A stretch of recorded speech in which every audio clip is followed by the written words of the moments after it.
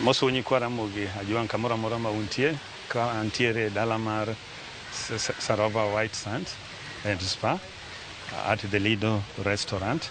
Kawuono adwa losonu gimiluongo ni Lobster. Lobster wadwa lose gi sauce miluongo ni Swahili Lobster style. Ero kamano kuom kaw time mondo ung'i godo kaka adwa tedo gini maber. Koro adwa ni mondo achak kodu, mondo wadhi mbele. An gi lobster ka. Lobster kae madwa ni mondo atednu kawuono. Lobster gi adwa natednu kawuono Swahili style. An gi ingredient mitedo godo lobster Swahili ka. An gi cumin seeds, an gi curry powder, an gi ginger, an gi garlic, an gi Spanish paprika, tomato paste, black peppercorn, carrots dice, pepper dice, tomato dice, salt, olive oil, turmeric, coconut milk, fresh coriander, coriander seeds. Koro wadwa ni mondo wachaki gi loso sauce miluongo ni Swahili. Koro abro chako ka ang'ado kitungu. Achako ka ang'ado kitungu ka mondo walos godo sauce marwa maber mar Swahili sauce. Kitungu ang'ado ka miluongo ni red onion. Koro kodhi mbele ka red onion. Koro kaseng'ado red onion gi magi ntiere tayari. Koro akaw pan, aketo jiko na on. Koro kaseketo jiko na on, to adhi mbele gi wach mar koro tedo, mar loso sauce mar Swahili, mwadwa tedo godo lobster.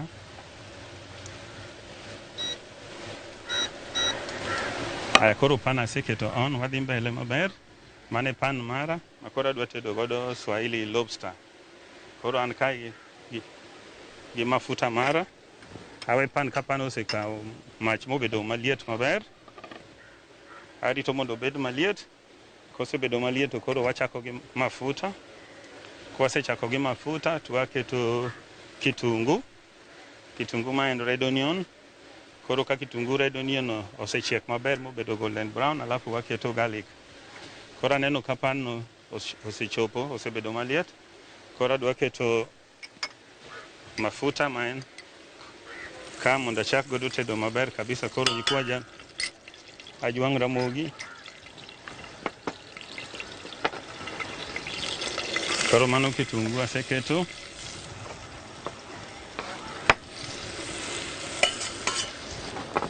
Aseketo kitungu kanyo, koro kitungu dhi mbele. Mano koro waloso sauce mar Swahili marwa. Kitungu dhi mbele. Otedo mamit dala mar Mombasa Serena Beach ka. Orwaku te mondo ubi abia sasa kubiro tubiro Lido restaurant wakae mwalese seafood gi. Koro uko jomkiyudo thuolo to mondo ichop Mombasa Serena Beach mondo ibi chame lobster Swahili. Kitungu chiek, kendo aneno kochiek maber. Wadhi mbele.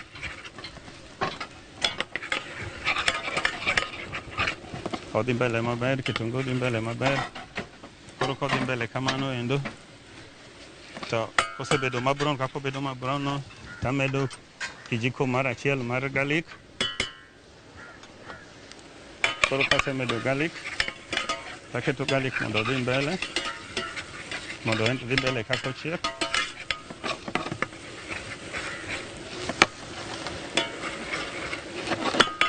Koro kodhi mbele kama, sama garlic no dhi mbele, tamedo matin. Aneno ka garlic na moro osedhi maber. Koro anego majno matin. Kasenego majno matin, kata aneno ka koro odhi maber. To amedo spices. Koro aketo coriander seeds. Kijiko achiel kanyo. Aketo cumin seeds. Aketo curry powder.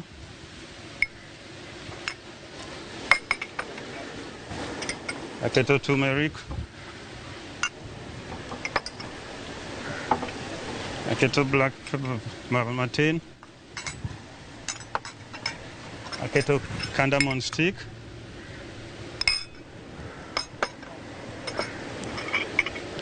To gi cumin seeds. Aketo kendo paprika, Spanish paprika. Koro ariwogi kamoro achiel mondo alot paste mara mar Swahili sauce. Koro kodhi kamano mbele, takawo nyanyaga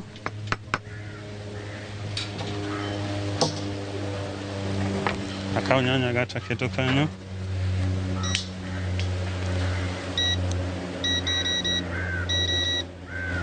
Aketo nyanyaga dhi kanyo. Koro kaseng'ado nyanyaga gi mar loso sauce, nyanyaga go dhi mbele. Kagidhi mbele kanyo endo to pod amedogi. Nyanyagi ang'ado kama, aketogi e pi maliet mondo ka blanch gi godo.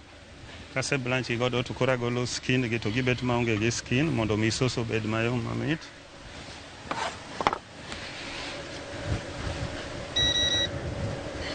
Koro kagidhi mbele kanyo to wadhi maber. Aneno ka wadhi maber, nyikwaja jong abogi. Mano paste mara dhi maber. Koro kadhi maber tarito nyanyagi mondo nyanyagi obed machiegni, kwa ritogi kaka gidhi mbele. Nyanya wadhi maber, kendo aneno ka gisebedo maber koro minyalo golgi. Koro agologi ka. Ineno ka skin margi osewuok, koro nyanya ber kabisa. Ineno kaka nyanya yom. Wagologi ka, wagologi e pi maliet kaka koro wase boil gi ka. Wagologi. Koro kaka agologi ni mondo ane kaka koro adwa dhi gi wach mar sauce mar Swahili. Koro kasegologi to aketogi ka.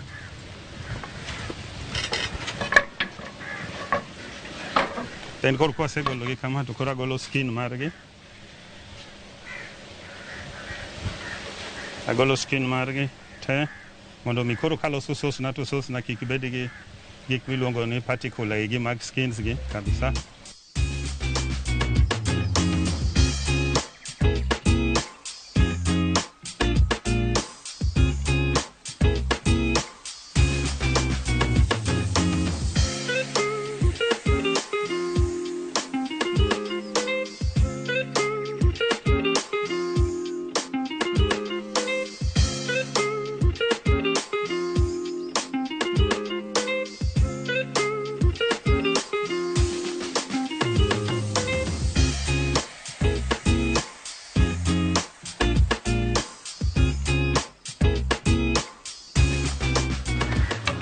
Kaselosogi ang'adogi kamano taduokogi ka, aketogi e pan ka mondo mi koro akaranga gi paste mana aseloso cha.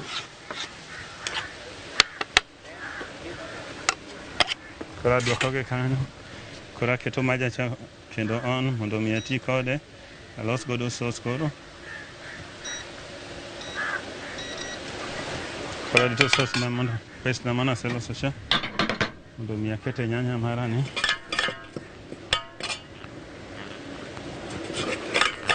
Magi koro spices maga mar Swahili.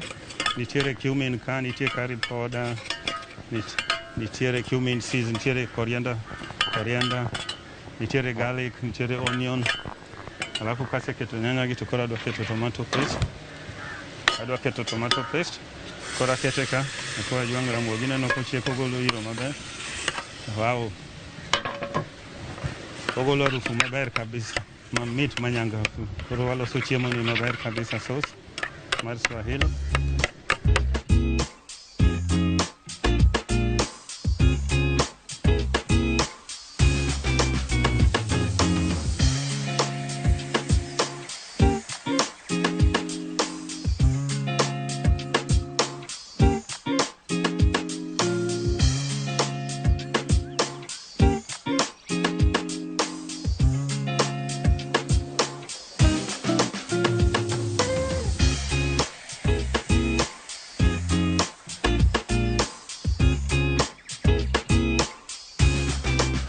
Biro ka akaw lobster na, an kod lobster na ka. Sama sauce na ni dhi mbele. Sauce na mar Swahili ni dhi mbele. Takaw lobster na. Koro adwa chako gi lobster. Aweyo ka sauce no dhi mbele. Sauce chiek mamit kabisa.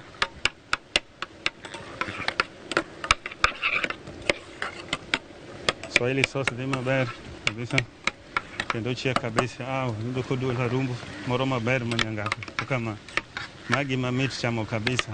Okonyi kwa Ramogi ajwang' ni kuyudo thuolo mondo uchop Mombasa Serena Beach mondo ubile Lobster Lido restaurant ma wan godo kama watede seafood restaurant watedo maber. Koro mar ariyo ka sauce nadhi ber modwa rumo, koro adwa dhi e lobster mana wacho nu chana adwa tedo. Mae lobster madwa tedo nu kawuono mondo ne kaka itede. An gi lobster ka mowuok Mombasa ka, mana mayudo Mombasa ka kowuok e pi makarwa kani. Sauce dhi mbele, koro aneno ka dhi maber.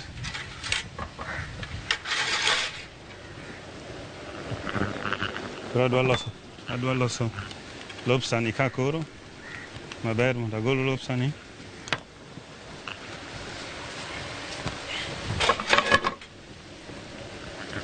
Koro sauce wadhi maber, to koni bende amako lobster ni, adwa ni mondo alot lobster ni maber. Koro yawe kama igolo ring'o.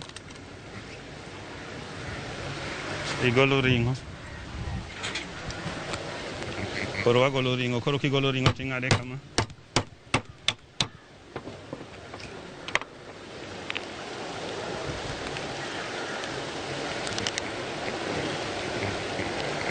Koro wagolo ring'o ni kama. Wagolo ring'o ni maber mondo walos godo lobster Swahili maber.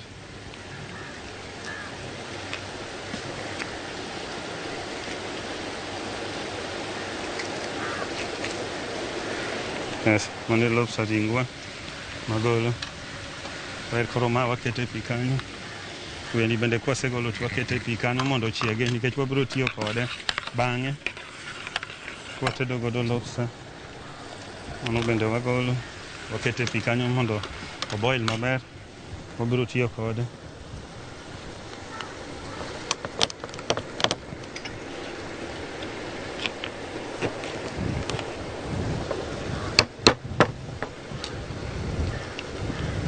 Agole wang'ade diriyo kama mondo mi agol ring'o mane iye ni. Ring'o mane iye marachar ni mamit emwadwa tedo ka. Koro kwasegolo mano kamano to ma wakete iye ka mondo ochiegi, nikech wabiro tiyo godo bang'e. Koro kaka aneno ka sauce wani dhi maber, koro adwa medo tomato paste e sauce wani mondo wang'e kaka watieko sauce wani, koro mondo wated godo chiembwa ni. Sauce wadhi maber, sauce wani kaka dhi maber ni koro kosechiek mochopo ka ma koro bedo mamit kama, koro wakaw coconut to waole coconut milk. Koro kiseolo coconut milk tiwe mondo chieg godo kodhi mbele. Koro kodhi mbele kanyo hendo to wang'ado lobster wagi.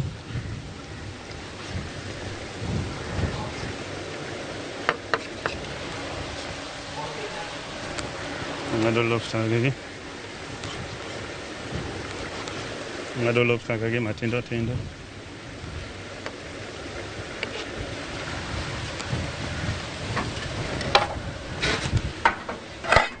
Koro ka lobster na oseng'ado matindo tindo,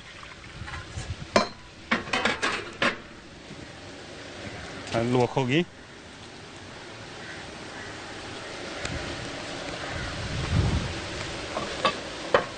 Koro aluokogi, agolo gine mane iye kendo maber mok onego bed ni chamo. Koro kasegole takete kamane pi, agolo godo mago eko mag iyego. Koro kasegolo iyego taduogo ang'iyo magi koro dhi maber, ineno ka gichiek giselokore makwar maber. Sauce na bende dhi ka maber, aneno ka tedo mit kabisa, tedo mit kabisa ma sauce mar Swahili oseikore ka koro wadwa chako tedo lobster.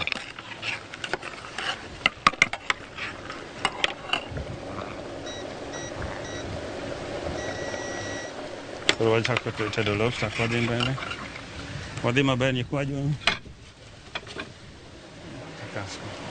wadhi maber, sauce wadhi maber. Tedo sauce wadhi maber kabisa. Neno ka majno ng'eny, we amede tin matin mondo mi sauce odhi simmering maber kabisa.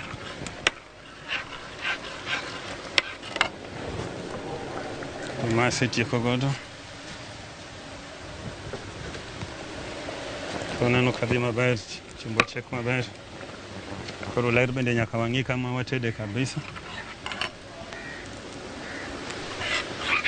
Koro wadhi maber. Sauce wachiek maber kabisa. Neno kochiegni. Koro atimo gimiluongo ni seasoning, aketo salt mondo omede ladha maber, mamit.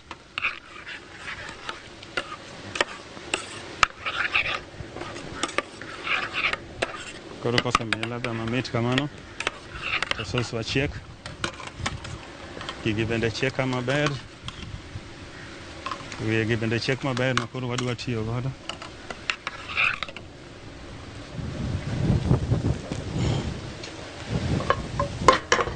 Watedo wadhi maber, koro Ramogi koro amanyo pan madwa tede dogodo e lobster wani, nikech koro aneno ka sauce osechopo maber. Koro sauce wani is ready. Koro adwa tedo lobster. Koro sauce wani adwa tedo lobster. Sauce ni tayari. Koro lobster ema adwa chako tedo. Koro we amed mach mondo mi koro wato lobster ni maber. Koro achako gi mafuta.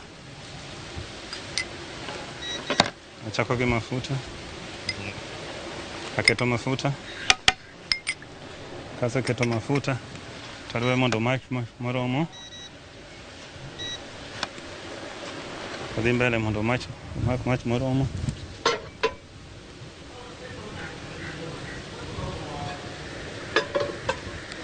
Koro mako mach moromo. Koro komako mach modhiromo to magi bende ang'iyo. Magi bende dhi mbele maber. Koro aneno ka tedo mit kabisa kae. Lobster swailwa marwa okwan mabor, wachiegni kabisa. Watede maber. Koro pan nano bende mako mach.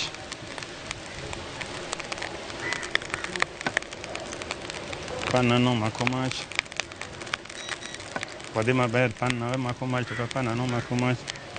Koro adwa keto kitungu. Ada keto kitungu koro mondo mi achak tedo lobster. Koro watedo kitungu ka waketo wadwa loso godo lobster, ring lobster.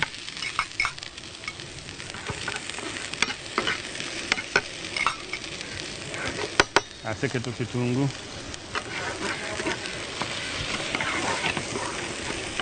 Kitungu dhi mbele.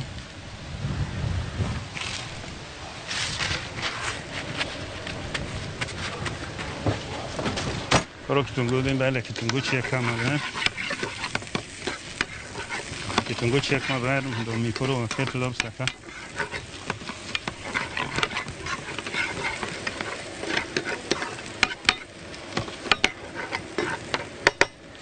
Kitungu chiek dhi maber. Koro ka kitungu chiek modwa bedo ma brown matin kama.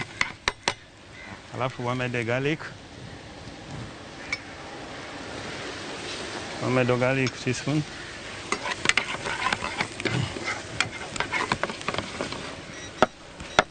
Wamedo garlic mondo chieg godo mobed ma brown maber, ma koro kinyal winjo aruf mar garlic koro aruf mar kitungu. Odhi maber kanyo. Koro Ramogi ajwang' e dala mar Serena Beach, Mombasa, Nam Chumbi. Wakona gitemo kadho mobayo Mombasa mondo kadhi kawo bile lobster Swahili. Koro aneno ka kitungu koro osechiek maber. Koro ka kitungu ochiek maber, to koro wakawo lobster wacha.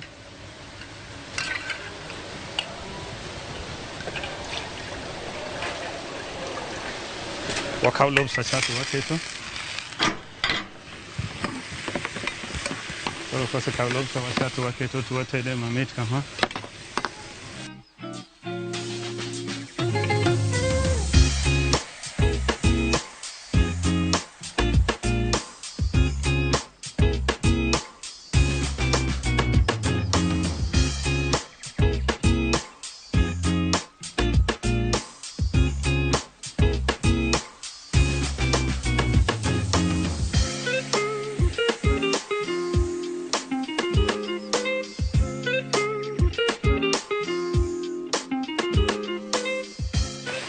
Koro aneno ka osechiek maber. Koro akawo sos na mane asetedo, mane aketo kando cha, to koro sos na ni ariwe godo. Koro akete sos na ni. Koro akete sos na no mondo ochieg godo maber. Koro ariwe gi sos na.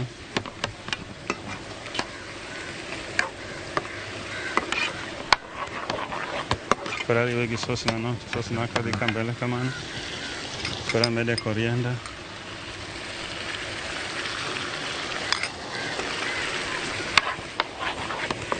Kasemede fresh coriander kamano to koro chiek godo.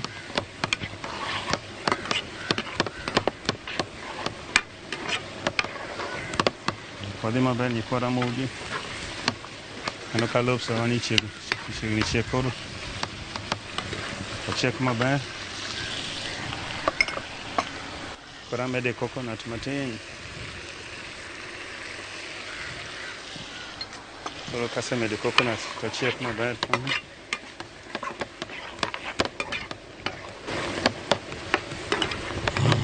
Koro ochiek mamit. Ochiek mamit kabisa. Koro wadhi maber. Koro ka Lobster na ni osechiek. Koro ka Lobster na ni osechiek. To koro agole mondo mi koro walos coconut rice modhi go michame godo. Koro agole. Akete ka. Mondo koro alos godo koro rice, coconut rice. Koro coconut rice na chako ko. Koro adwa loso coconut rice na man gi vegetable. Koro aketo mafuta e coconut rice mara. Chako gi mafuta. Koro mafuta kapano osemako.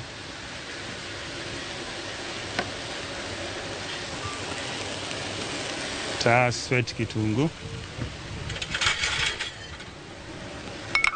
Koro aketo kitungu mondo sweat. Mana matin mondo sweat. Koro sweat kitungu.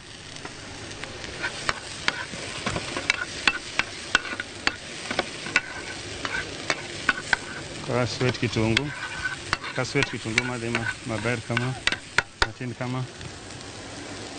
Tamede karat.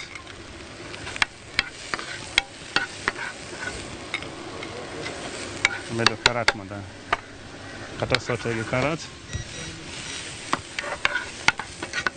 Kasemedo karat aswete godo kama.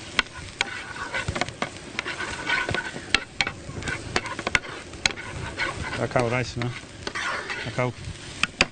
Akaw peppers ga.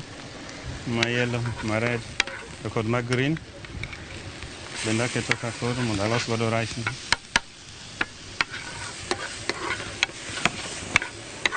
Koro aloso godo rice mar coconut rice.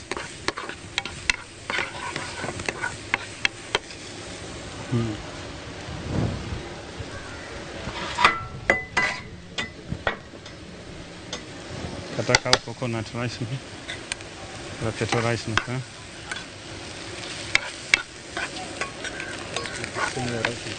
So akaw coconut rice mara ka mixe gi vegetable mondo miye color maber gi taste bende maber.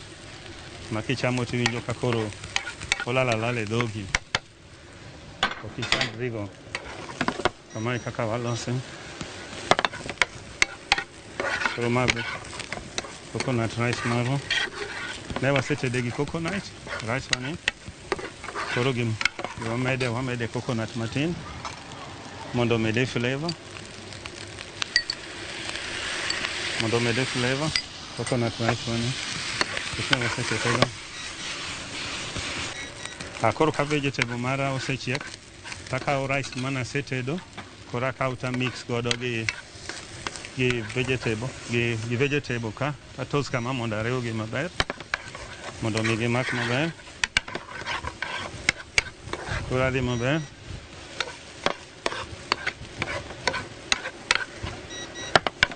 Koro akaw rice no. Otedore maber. Odhi maber.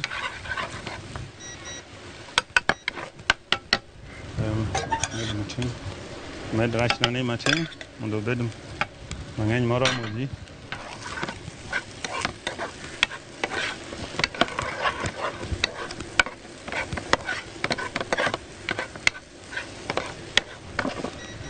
Coconut rice nani dhi maber. Tedo coconut ne. Koro coconut rice nani dhi. Coconut rice nani koro osetedore maber. Koro aneno ka entie tayari. Koro kosebedo tayari, tagole akete bathe.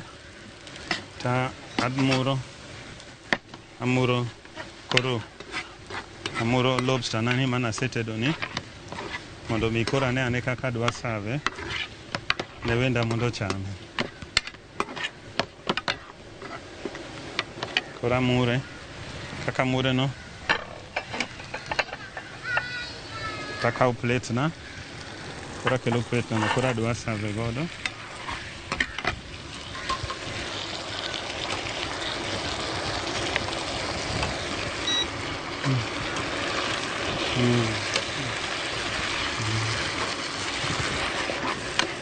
Koro aneno ka entie mosechopo tedore maber. Koro wadhi maber kanyo koro Ramogi ajwang'. Koro aneno ka lobster no osebedo tayari. Koro kosebedo tayari, tadwa save koro. En ready kabisa ma koro idwa cham lobster nani. Koro akawe takete e san kamicha ipange maber mondo mi ochame maber kaka dwarore. En chiemo mamit manyangufu. Chiemo mayudore mana Sarova White Sands and Spa, Mombasa. E Lido ka seafood restaurant. Koro watimo kamano. Waketo nyaka sauce mare.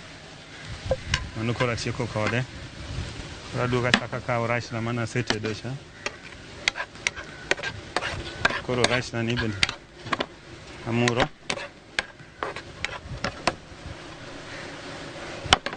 Amuro rice na ni mondo obed maliet.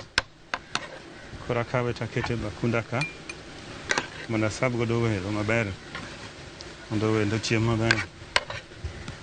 Mano rice mar coconut.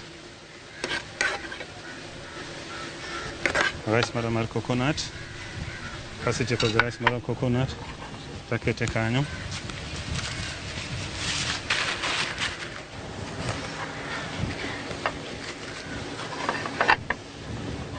Kasekete kanyo,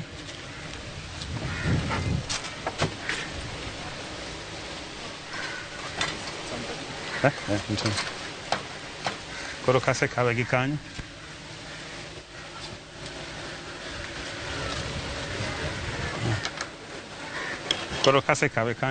takawo wi lobster mana tedo cha, takawo akete godo kama.